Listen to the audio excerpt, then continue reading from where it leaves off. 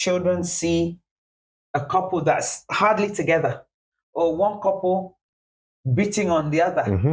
You know, when you see your parents, you never see them expressing love towards one another. You know? Yeah. How does that impact? Oh, it's okay to work, my peoples. It's okay. But don't do it at the expense of putting your children's mental health or development at risk. And if they don't see it happening within the boundaries of the home, they will be forced to learn it outside. And what they will learn outside is worse. In some of our African contexts, you can be in somebody's face and it's not personal. You know, when we're talking, we're very expressive. Very expressive. But the ones that you have control over, we like to hear your thoughts. Yes. Because children are for life, not just for Christmas. Not just for Christmas. He took offense. He said, is she suggesting that I'm trying to, romance her? I've never seen another woman's panty before.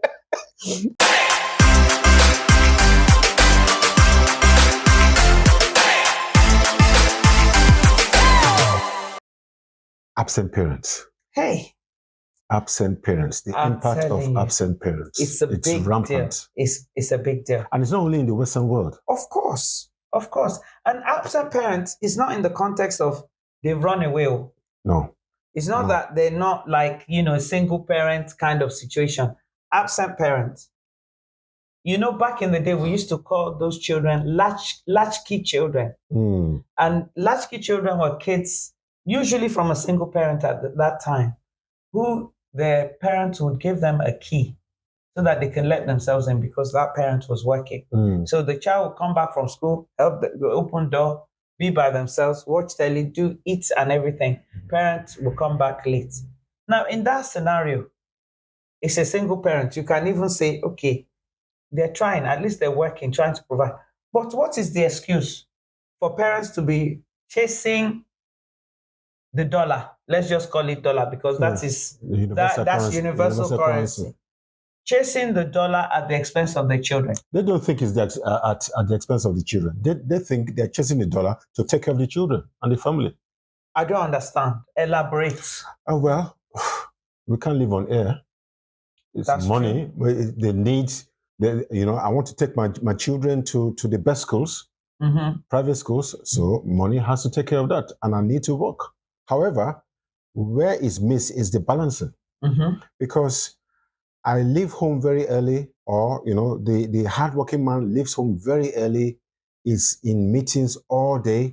The children, the driver, and now I'm talking about back home in Nigeria, right?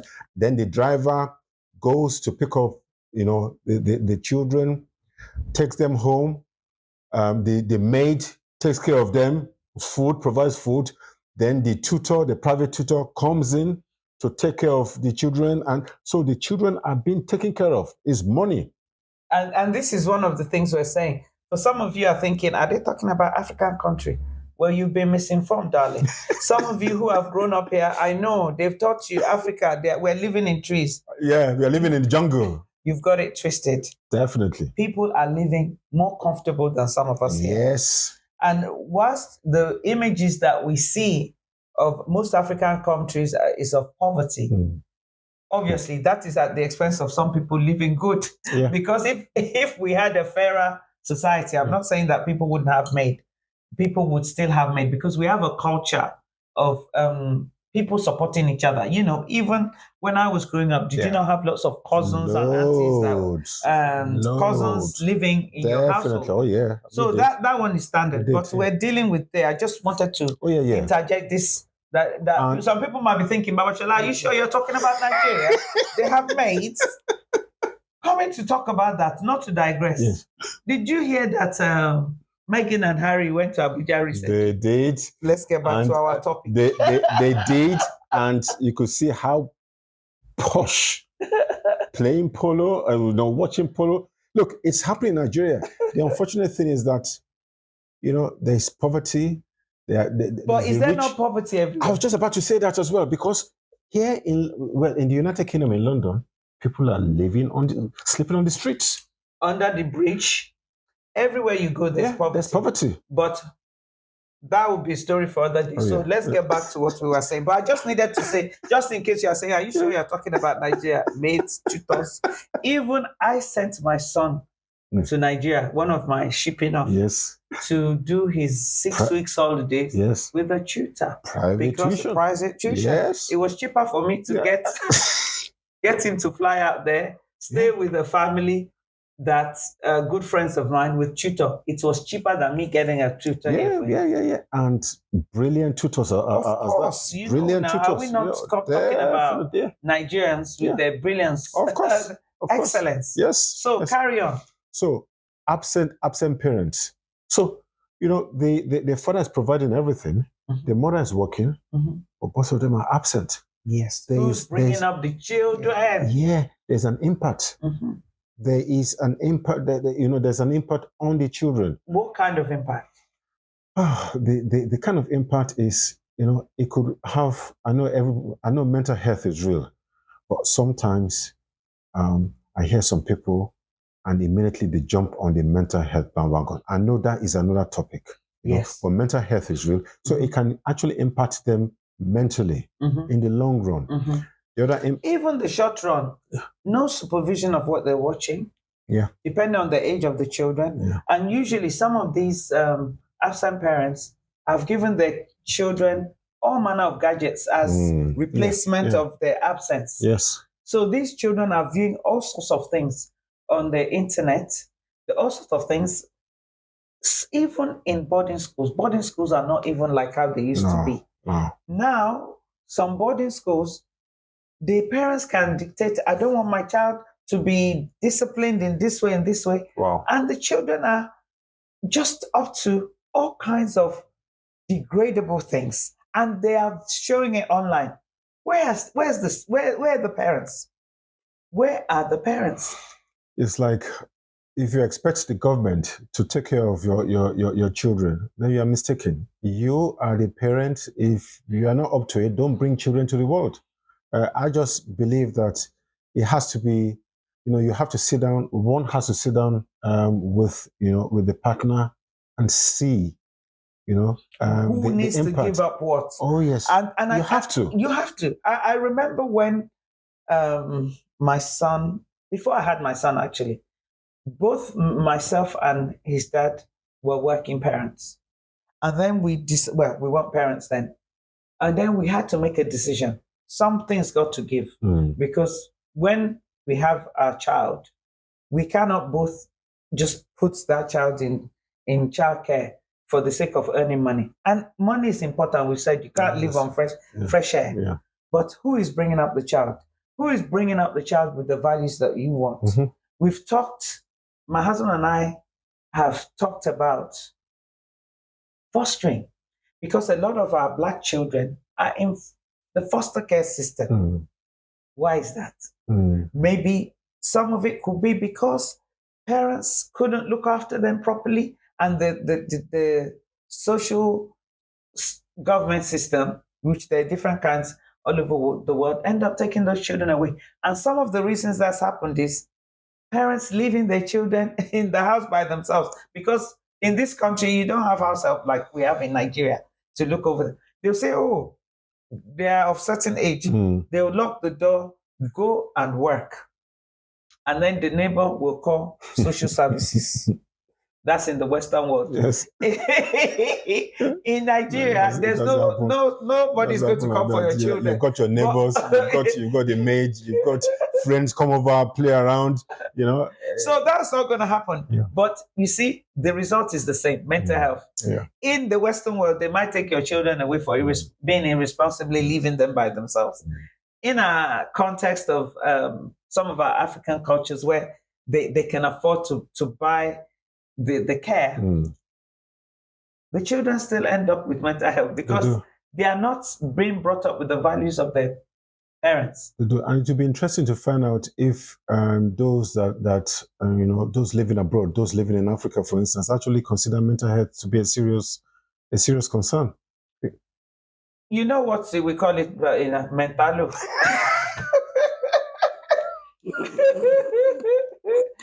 Some people have gone In Ghana, they'll say kolo. The kolo and the mentalo. It's a serious issue. It's not funny, but that is... It's not funny. No. But what's funny is because I'm using those local terms. Yeah. That is what it's called. Yeah. It's frowned upon. It is. If somebody is gone mentalo or kolo, they will just be shunned away. It's not like, let's look at how they got to that state. It's very, very subtle. Things that you need to do that one is not doing, and things that ought to be done and that is not done, is subtle. It really does have an impact on the children. So let's hear your comments, because these are relationship issues. Yeah, we want our children to be well adjusted. Yeah, we know that divorce has an impact on them. We know that absent mother or absent father in the context of left them has impact. But we don't usually think about how being out at work all the time, constantly working and not making time for the children. It could even be just being on your phone all the time. Even when you do have that little time with them, you are always on your phone. And guess what? These experiences are transferable. Of course, they will see you doing it. Yeah, and they will do it. And they will say, as they're growing up, that this was how my father, this was how my mother did it. And then do it, whenever, when they are settled as well. And so that impact becomes a pattern. Oh, yes. And it becomes generational. Yeah. And we've talked about even things like when children see a couple that's hardly together, or one couple beating on the other. When you see your parents, you never see them expressing love towards one another. Yeah. How does that impact? Or you see them constantly absent. And if they don't see it happening within the boundaries of the home, they will be forced to learn it outside. And what they will learn outside is worse. It's worse. It's worse. Yeah. Internet is available. Oh, wow. All this social media is available. Yeah. Some young people, that's where they even learn most things. Yeah. I have to be honest with you. It was difficult for me to talk to my son about the birds and the bees, but I did. I said, Makaji, please, I'm begging you, in the name of the Lord, be careful. Yeah. Especially in this culture where, people talk about personal space. And that's something, again, it's a cultural thing. In some of our African contexts, you can be in somebody's space and it's not personal. When we're talking, we're very expressive. Very expressive. Somebody did that here. And our Caucasian cousin said, I don't like the way that he gets into my personal space. And I had to advise my brother. What did your brother say when you advised? I don't want to say. I don't want to say. BabaShola. He took offense. He said, is she suggesting that I'm trying to, romance her? I've never seen another woman's panty before. I know this is funny, but it's not funny. We have to learn the nuances of where we are. Definitely. But ultimately, for the safety of our children, it's okay to work, my peoples. It's okay. But don't do it at the expense of putting your children's mental health or development at risk. Drop it in the comments. Yes, please. They need quality time, the same way that you and your partner needs quality time. There'll be time for you and the children.